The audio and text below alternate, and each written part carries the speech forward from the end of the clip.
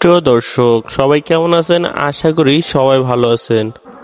গহনা এক গ্রাম্য মেয়ে নাটকের 288 নাম্বার পর্বটি আজকে বিস্তারিত বলবো।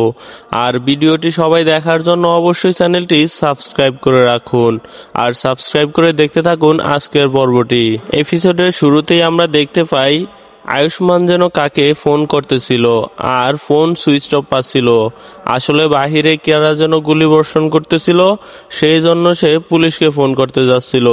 যতবারই ফোন করতেছিল ততবারই ফোনটি বন্ধ পায় এবং সে কল করতে ব্যর্থ হয়। তখন গহনা বলে, কাদের এত সাহস যারা বাহিরে এরকম ভাবে গুলি করতেছে।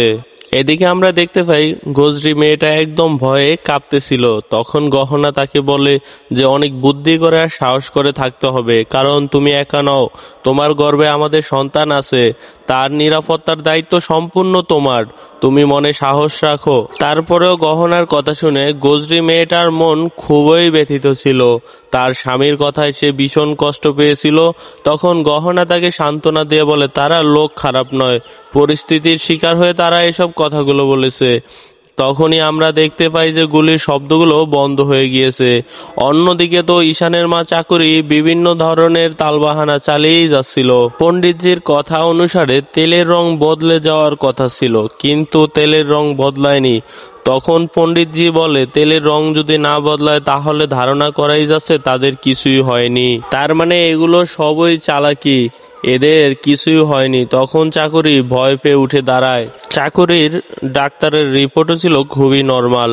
তাকে বলা হয়েছিল যেই কোনো সময় সে জ্ঞান ফিরে পেতে পারে। চাকরির আসল সত্যটা বের করার জন্য সকলেই খুবই উদ্বিগ্ন ছিল আর সকলেই চাচ্ছিল যে চাকরির সব আসল ঘটনা সকলের সামনে চলে আসুক। আর চাকরিকে একটি ছুরি দেওয়া হয়, তাকে বলা হয় তুমি যদি সত্যি অসুস্থ হয়ে থাকো তাহলে এই ছুরি হাতে নাও। এবং এগুলো শুনে চাকরি একদম থরথর করে কাঁপতেছিল আর সে বুঝতেছিল যে এখন যেই কোনো একটা ভুল তার সব সত্য সকলের সামনে চলে আসবে। এর মধ্যেই সেখানে কে একজন যেন মাস্ক পরে এসে গুলি চালায় এবং সেই গুলি এসে পড়ে গহনার হাতে এবং সে আহত হয়। তখন আয়ুষ্মান গুলি তার হাত থেকে কেড়ে নিয়ে তাকে গুলি ধরে এবং তাকে সব সত্যি স্বীকার করে নিতে হয় আর বলে তুমি যদি আর একটা কথা বলো তাহলে তোমাকে এখানেই শেষ করে দিব, বলো তুমি কে। গহনা একদিন আয়ুষ্মানকে প্রতিজ্ঞা করিয়েছিল যদি আমার এবং গজরির মধ্যে কারো উপর হামলা আসে এবং তখন যদি তুমি সাথে থাকো তখন তুমি আগে গজরিকে নিরাপদে নিবে, তারপরে আমার দিকে তাকাবে। তাকে এই কথা বললে সে শিউরে ওঠে এবং বলে যে এটা কি করে সম্ভব। তখন সে বলে কারণ তার গর্ভে আমাদের সন্তান বড় হচ্ছে, তার নিরাপত্তার দায়িত্ব আমাদের এবং তার সাথে আমাদের সন্তানেরও।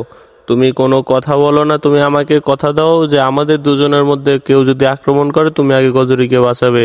তখন সে কথা দেয়। এর মধ্যেই গজরির দাদি এবং তার ভাবি সেখানে এসে হাজির এবং তাদের রাগ খুবই বাড়তেছিল। তাকে বলতেছিল তুই এখানে কি করিস, গ্রামে তো চুরি করে আমাদের মান সম্মান সব খেয়েছিস, তোর মাথায় কোনো সিঁদুর নেই, হাতে কিছু নেই, তাহলে তোর পেটে এই বাচ্চা আসলো কোথা থেকে, তোর তো এখনো কোনো বিয়েই হয়নি। তখন গজরি অনেক ভয় পেয়ে যায় এবং কাঁদতে শুরু করে। দাদির রাগ আরো বাড়তে থাকে, কোনোভাবেই তার রাগ কমতেছিল না। তখন গজরির ভাবি তাকে বলে তুই আমাদের সাথে চল, এই সন্তান তোর না, এটা পাপ, তোর সন্তান আমরা নিয়ে ফেলে দিব। তখন এটা শুনে গহনা বলে যে আপনারা এটা কি বলতেছেন, একটা সন্তান, নিষ্পাপ সন্তানকে আপনারা নষ্ট করে দিবেন, এটা মহাপাপ, এটা আপনাদের কখনোই করতে দেব না। তখন গজরির দাদি বলে তুই আমাদের ভিতরে নাক গলাবি না, তুই কে, ও হলো আমার নাতনি, ওর বিষয়ে সিদ্ধান্ত নেওয়ার দায়িত্ব আমাদের, তোর না। ঘরের পরিবেশ একদম থমথমে হয়ে ওঠে। তখন বুঝতে পারতেছিল না কে কি করবে। গজরির গায়ে হাত তুলতে যাবে, তখন গহনা বলে আপনারা কেউ ওর গায়ে হাত দিবেন না, ওর বিয়ে হয়েছে, ওর গর্ভে সন্তান আছে, ওর গায়ে কেউ হাত তুলতে পারবেন না আমাদের সামনে।